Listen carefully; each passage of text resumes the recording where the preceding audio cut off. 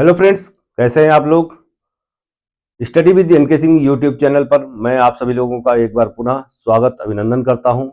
आज हम भारतीय संविधान की प्रस्तावना का भाग 3 लेकर आपके सामने उपस्थित हुए हैं।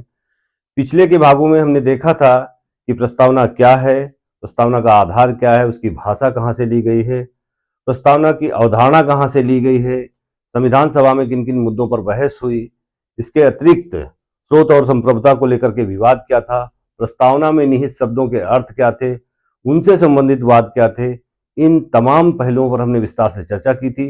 आज हम इसी श्रृंखला को आगे बढ़ाते हुए देखेंगे कि प्रस्तावना में निहित संकल्प क्या है, रूस की क्रांति से हमने किन किन तत्वों को अपनाया है, फ्रांस की क्रांति से किन किन आदर्शों को लिया गया है, यूनियन ऑफ ट्रिनिटी की कंसेप्ट क्या है, प्रस्तावना का ज्यामितीय अलंकरण और उस पर अंकित प्रतीक चिन्हों का अर्थ क्या है, क्या उद्देशिका संविधान का अंग है, क्या उसमें संशोधन किया जा सकता है।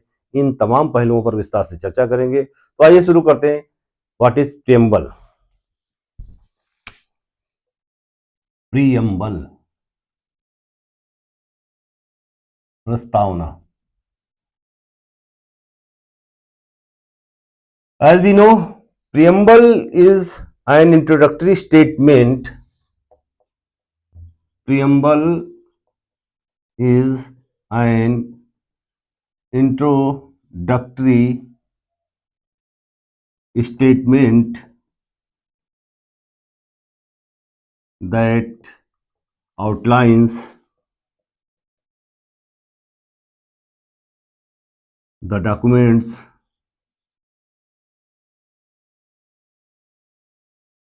philosophy. In nutshell,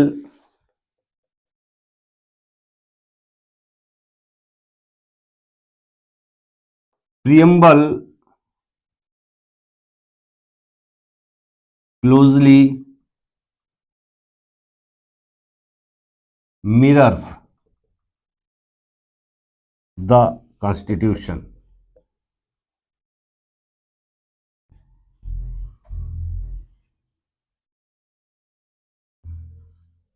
The Constitution.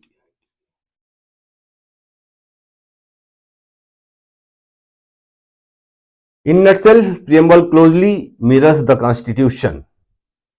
Various provisions such as justice, various provisions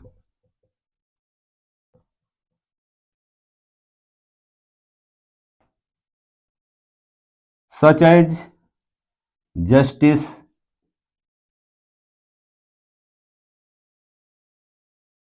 social, economic,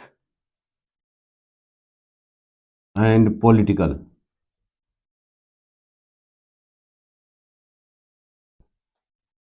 Equality of status and of opportunity.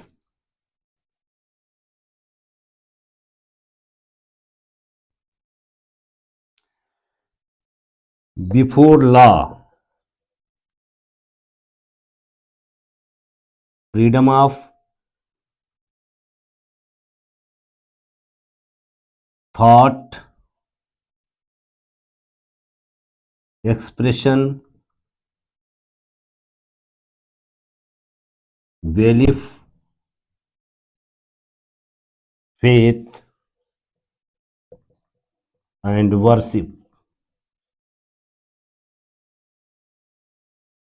Vocation, association, and action subject to law and public morality. मैं साइड से हटे जा रहा हूँ, screenshot लेना चाहते हो तो ले सकते हैं। थोड़ा सी जगह खाली करते हैं।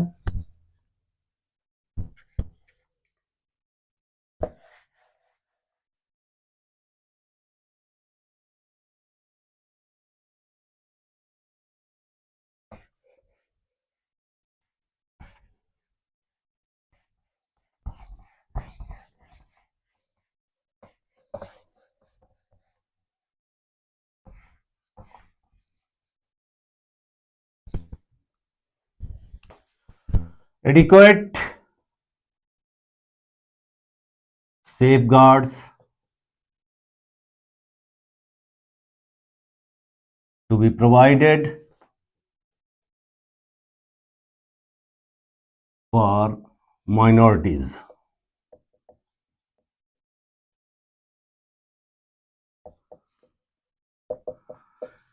Integrity of the territory of the Republic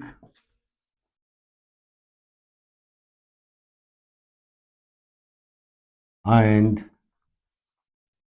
the sovereign rights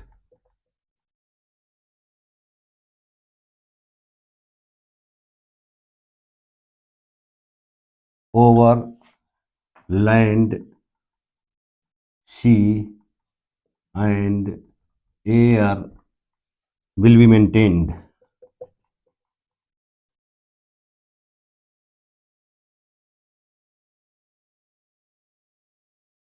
ये एक प्रस्तावना का संक्षिप्त पुनरावलोकन था। हमने देखा कि प्रस्तावना क्या है, उसके अंतर्गत कौन कौन से ऑब्जेक्टिव्स थे, किन किन बिंदुओं पर ज्यादा फोकस किया गया, इन तमाम चीजों पर हमने एक संक्षिप्त चर्चा की। आगे चर्चा को बढ़ाते हैं। अब हम देखेंगे कि प्रस्तावना के अंतर्गत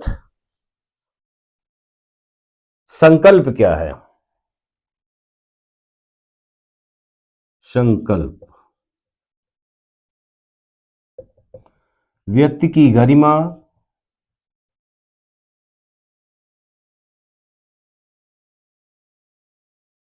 राष्ट्र की एकता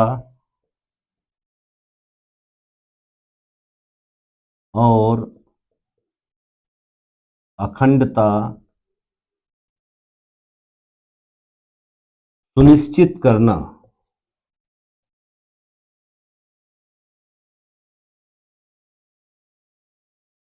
प्रस्तावना के अंतर्गत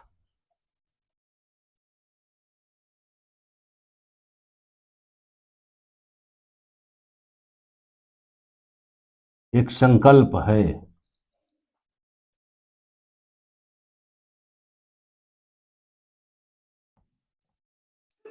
हमारा अगला बिंदु है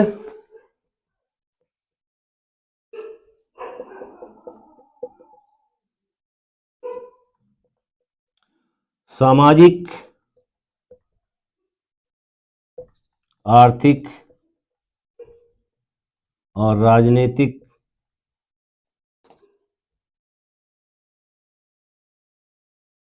न्याय के तत्वों को 1917 की रूसी क्रांति से लिया गया है।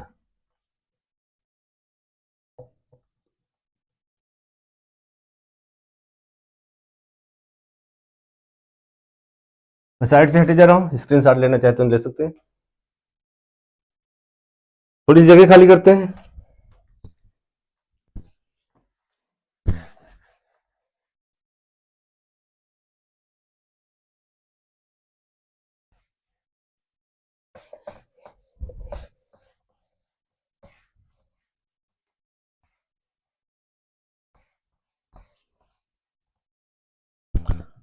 हमारा अगला बिंदु है न्याय, स्वतंत्रता, समता और बंधुता के आदर्शों को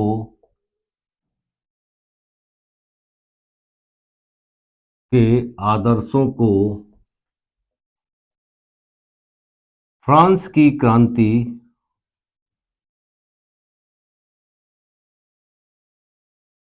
1789-99 से लिया गया है।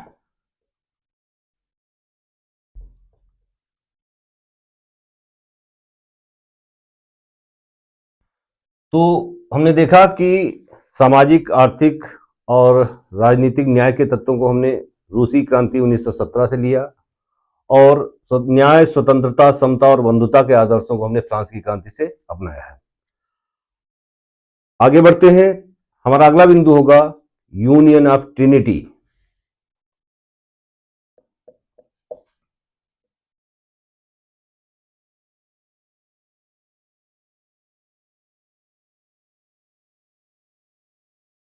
यूनियन ऑफ ट्रिनिटी, तो हम जानते हैं कि यूनियन ऑफ ट्रिनिटी क्या है। Doctor B R Ambedkar, doctor B R Ambedkar, the chairman of the drafting committee introduced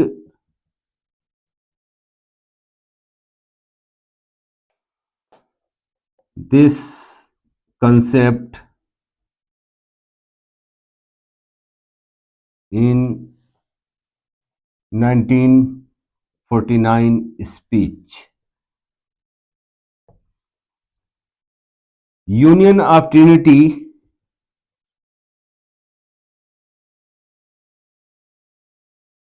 is a concept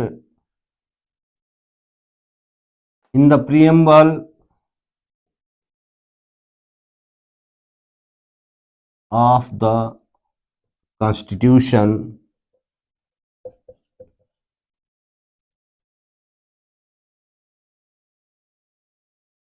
that represents the core values of liberty, equality,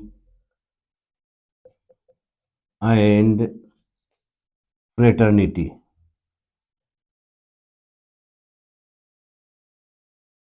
मैं साइड से हटे जा रहा हूं, स्क्रीनशॉट लेना चाहते हो ले सकते हैं। थोड़ी सी जगह खाली करते हैं।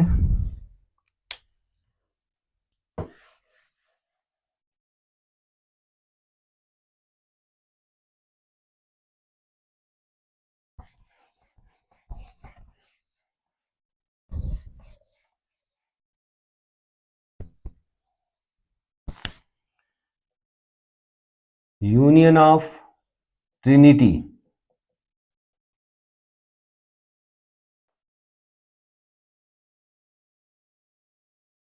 Liberty plus equality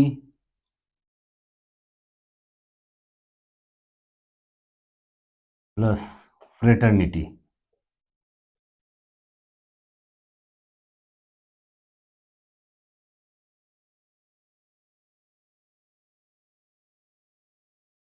all above three form a union of trinity if any of these is divorced from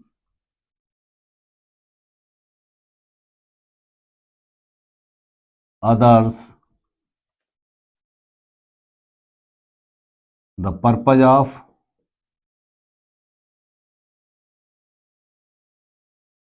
democracy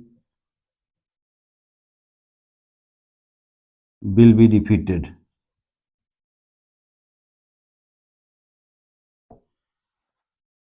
union of Trinity अर्थात त्रिमूर्ति की संकल्पना,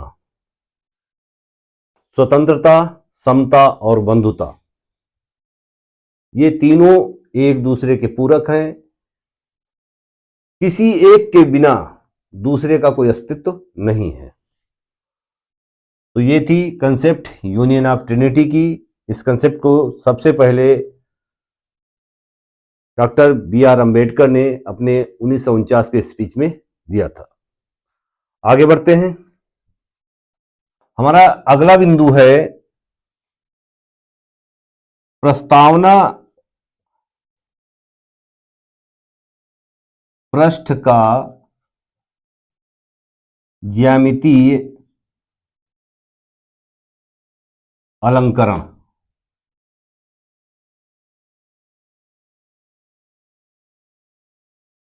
प्रस्तावना पृष्ठ का ज्यामितीय अलंकरण, जैसा कि हम जानते हैं कि प्रस्तावना पृष्ठ का ज्यामितीय अलंकरण जबलपुर के कलाकार बिहुआर राम मनोहर सिन्हा ने किया था। बिहुआर राम मनोहर सिन्हा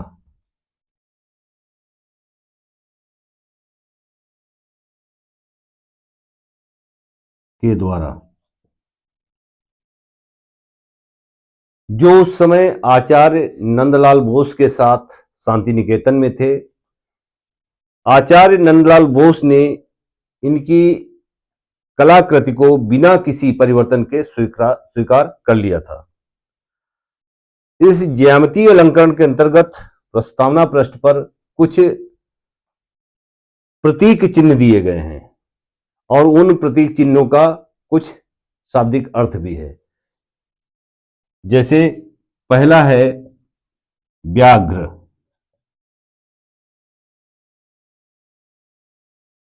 संप्रभुता का प्रतीक, संप्रभुता का प्रतीक। दूसरा है मोर, ऐश्वर्य का प्रतीक।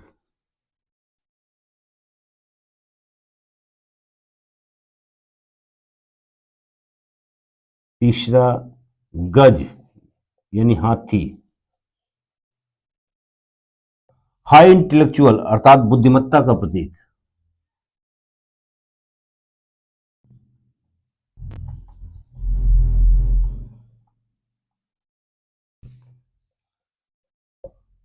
नंदी रूप वृष,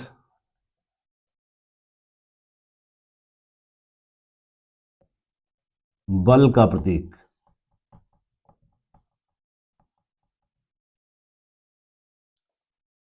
हंस, सुचिता का प्रतीक।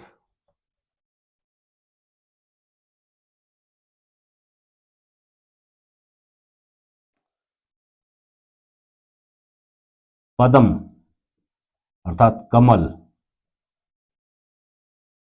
नवसृजन,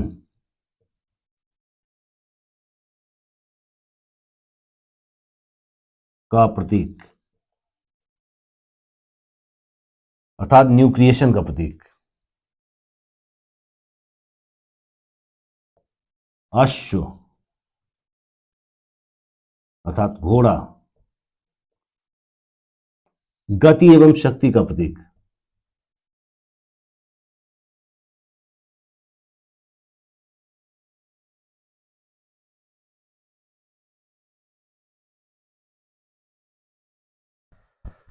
साइड से हटे जा रहा हूं, आप स्क्रीनशॉट ले सकते हैं। जैसा कि हमने देखा कि प्रस्तावना पृष्ठ का ज्यामितीय अलंकरण जबलपुर के कलाकार बिहुआर राम मनोहर सिन्हा ने किया था, जो उस समय आचार्य नंदलाल बोस के साथ शांति निकेतन में थे। नंदलाल बोस ने इनकी कला को बिना किसी परिवर्तन के स्वीकार कर लिया था और प्रस्तावना पृष्ठ के दाएं कोने पर देवनागरी लिपि में मनोहर लाल सिन्हा का संक्षिप्त हस्ताक्षर राम अंकित है। थोड़ी सी जगह खाली कर लेते हैं।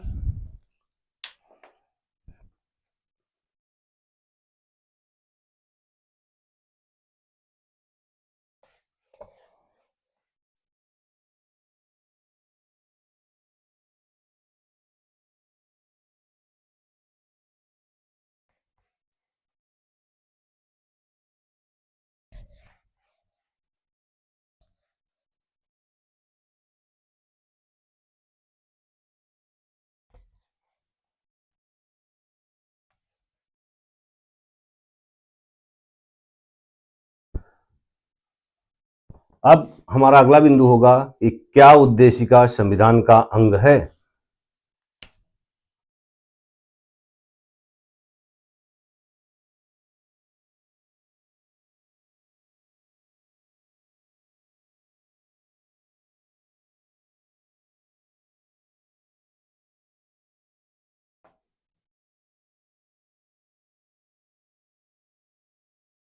जैसा कि हम जानते हैं, इंद्रे वेरुवारी केस में सुप्रीम कोर्ट ने कहा कि प्रस्तावना संविधान का अंग नहीं है।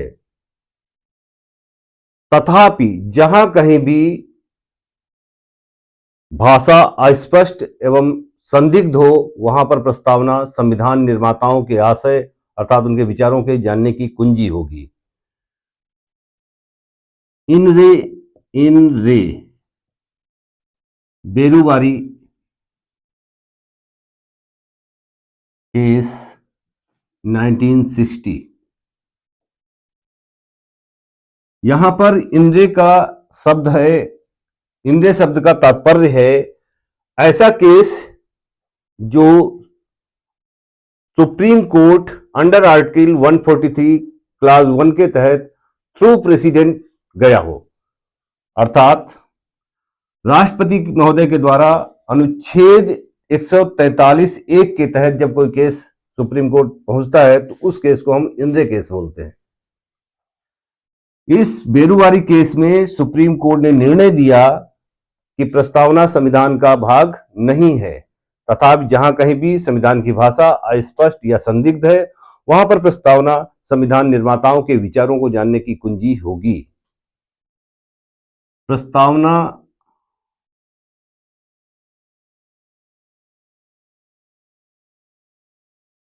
संविधान का भाग नहीं है,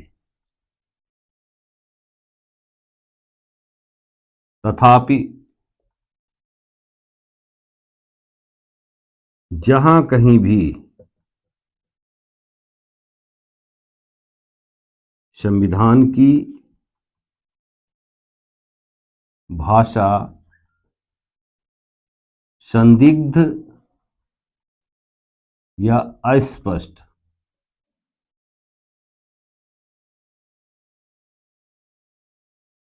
होगी, वहां प्रस्तावना संविधान निर्माताओं के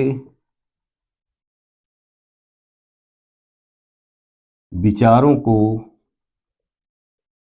जानने की कुंजी होगी।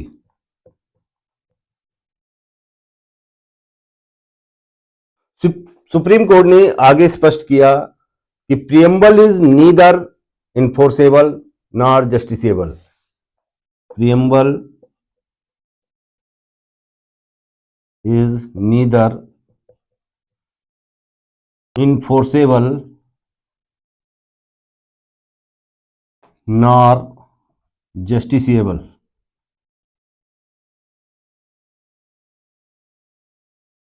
अर्थात प्रस्तावना न्याय योग्य नहीं है।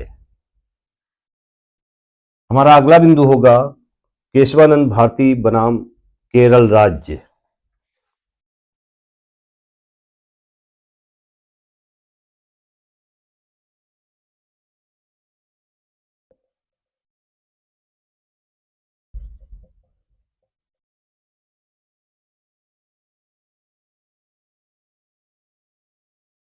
उन्नीस सौ 73 Keshavananda Bharati versus state of Kerala 1973 के केस में सुप्रीम कोर्ट ने कहा कि प्रस्तावना संविधान का भाग है। इसमें भी उसी प्रकार संशोधन किया जा सकता है जिस तरीके से संविधान के अन्य भागों में या अन्य उपबंधों में। Preamble is a part of the constitution. थोड़ी सी जगह खाली करते हैं, स्क्रीनशॉट लेना हो तो ले सकते हैं आप।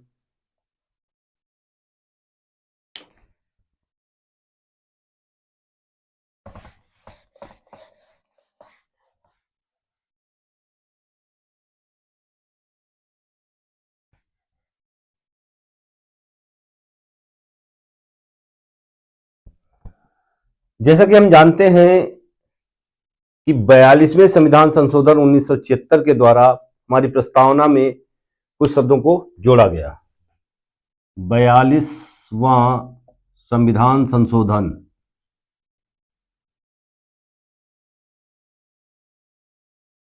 के द्वारा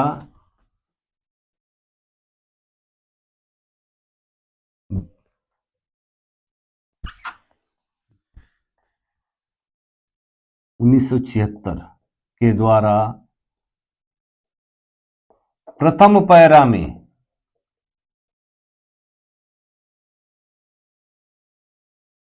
समाजवादी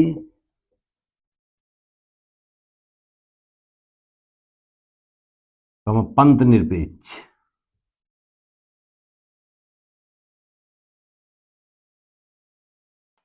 शब्द को और छठे पैरा में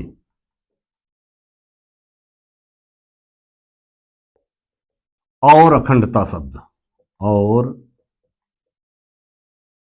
अखंडता शब्द को जोड़ा गया।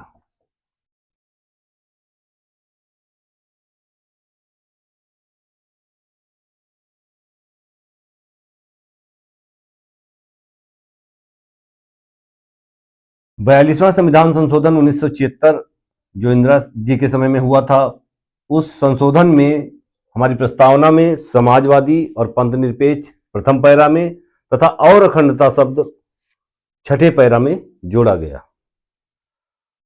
चर्चा को आगे बढ़ाते हैं। जैसा कि हम जानते हैं कि हमारे प्रियम्बल का एक बहुत ही महत्वपूर्ण योगदान है।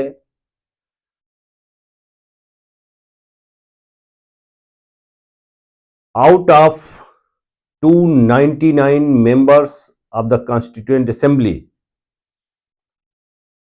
as we know, on 24th Jan 1950, 299 members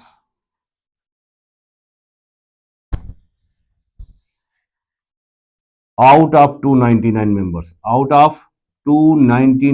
members, about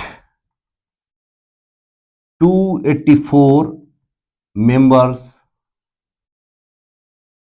of the Constituent Assembly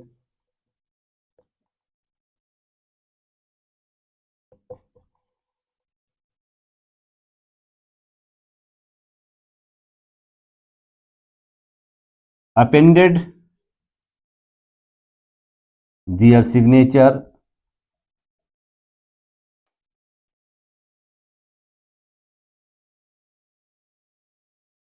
to the Constitution.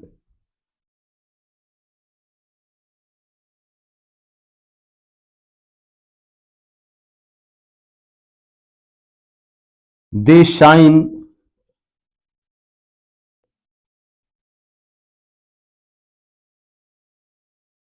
two copies of the document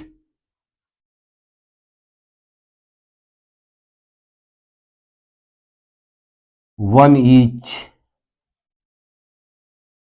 Hindi and English.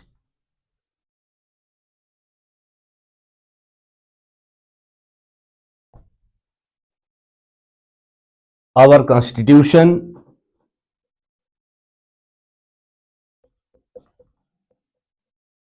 is neither typed nor printed.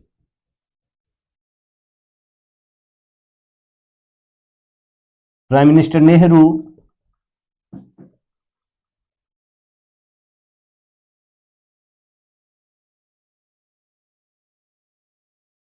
was the first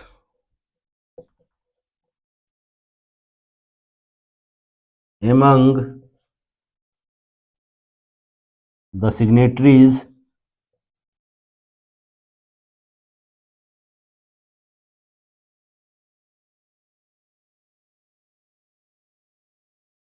moreover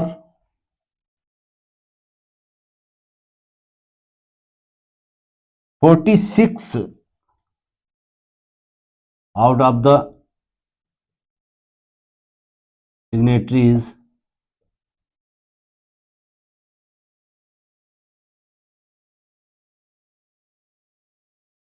had signed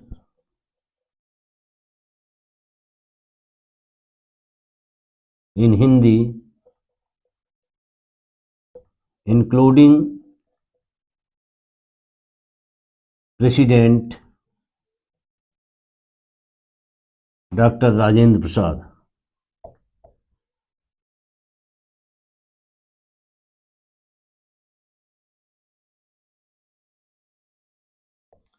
मैं side से हटे जा रहा हूं, अगर screenshot लेना चाहते हैं तो ले सकते हैं। बिंदु को आगे बढ़ाते हैं।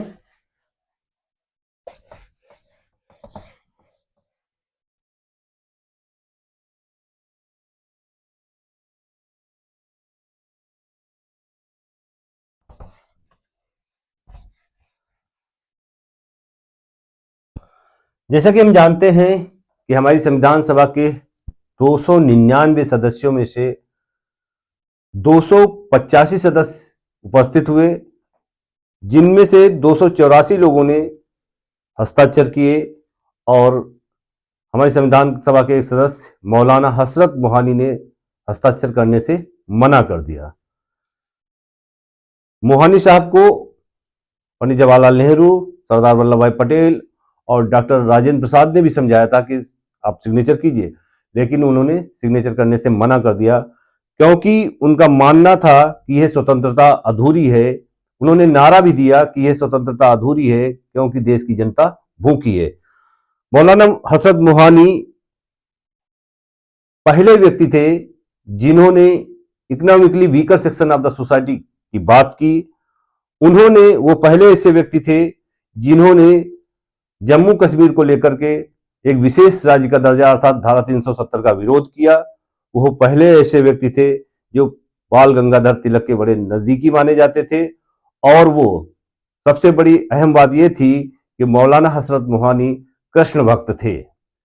और उन्होंने कहा, जबकि हमारा संविधान बनकर तैयार हो चुका था, कि यह संविधान गरीबों के हितों की बात नहीं कर रहा है। यही कुछ ऐसे कारण थे जिनकी वजह से उन्होंने सिग्नेचर करने से मना कर दिया था।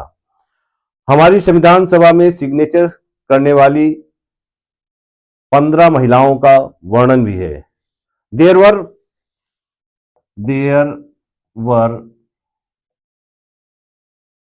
15 women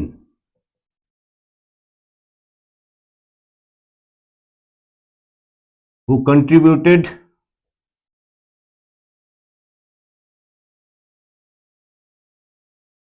in drafting the Constitution.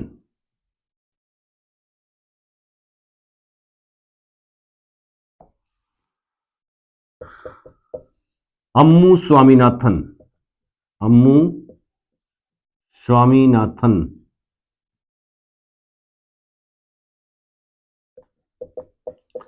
Dakshayani वेलायुधान,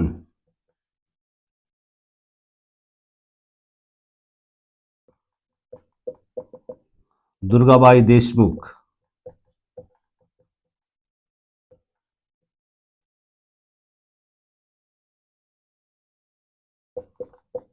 हंसा जीवराज मेहता,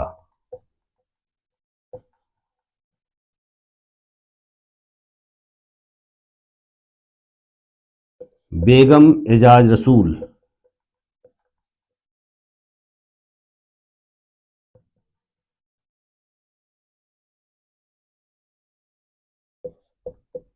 कमला चौधरी,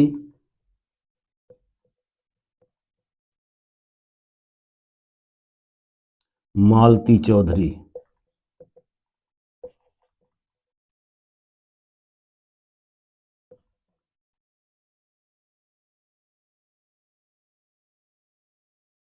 लीला रॉय,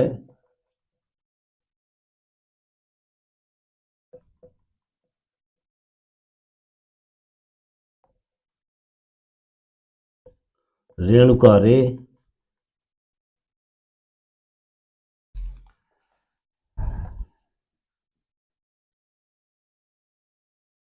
पूर्णिमा बनर्जी,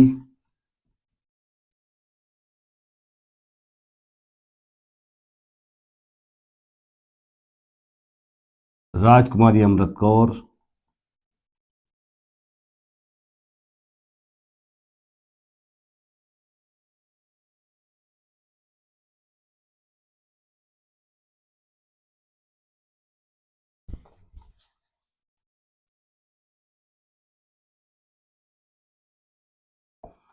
सुचेता कृपलानी,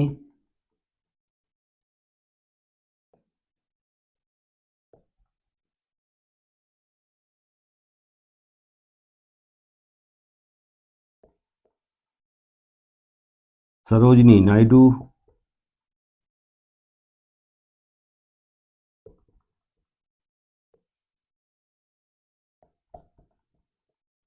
विजय लक्ष्मी पंडित,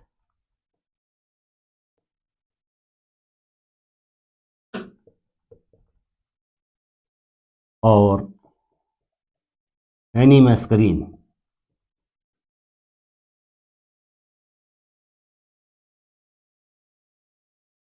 तो ये थी 15 महिलाएं जिन्होंने हमारे संविधान के निर्माण में एक महान योगदान दिया है। वीडियो अत्यधिक लंबा न हो जाए इसलिए हम अपनी वाणी को यहीं पर विराम दे रहे हैं, और अगले पार्ट में हम देखेंगे what are the important litigations related to the constable और अन्य तमाम पहलुओं पर हम चर्चा करेंगे। हमारे वीडियो को अगर अच्छा लगे तो लाइक, शेयर और सब्सक्राइब करें। धन्यवाद। जय हिंद।